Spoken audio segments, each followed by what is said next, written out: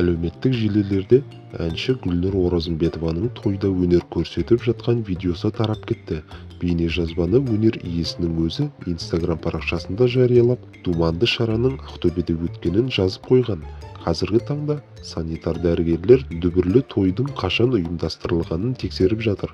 Аталмыш тойдың видеосы Казачков офсайт телеграм арнасында да пайда болды. Әнші Гүлнұр Оразымбетоваға кез келген мерекелік шараларға әлі де рұқсат етілген жоқ екені айтылмаған секілді ғой. Оның Instagram парақшасында тойдың Ақтөбеде өткені көрсетілген деген жазба қалдырған автор бейнеролик астына. Өнер иесі өз кезегінде Instagram желісінде жариялаған видеосының мұрағаттан алынғанын жазды. Ден сау болса тойда болар. Тойды індет басылғанша тоқтата тұрайық ағайын. Аман болайық. Ең бастысы, сақтық шараларын барынша сақтап жүріңіздер. Архив, деп жазды эстрада жұлдызы.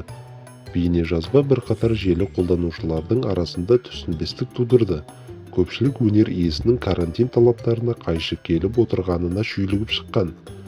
Карантин қайда кетті өзі? Көктемде не болғанын ұмыттыңдар ма?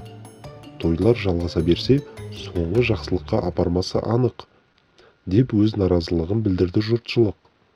Аталмыш жазба ғаламтор кеңістігінде шу тудырғаннан кейін Ақтөбе облысының тауарлар мен көрсетілетін қызметтердің сапасы мен қауіпсіздігін бақылау департаментінде тексеріс басталды.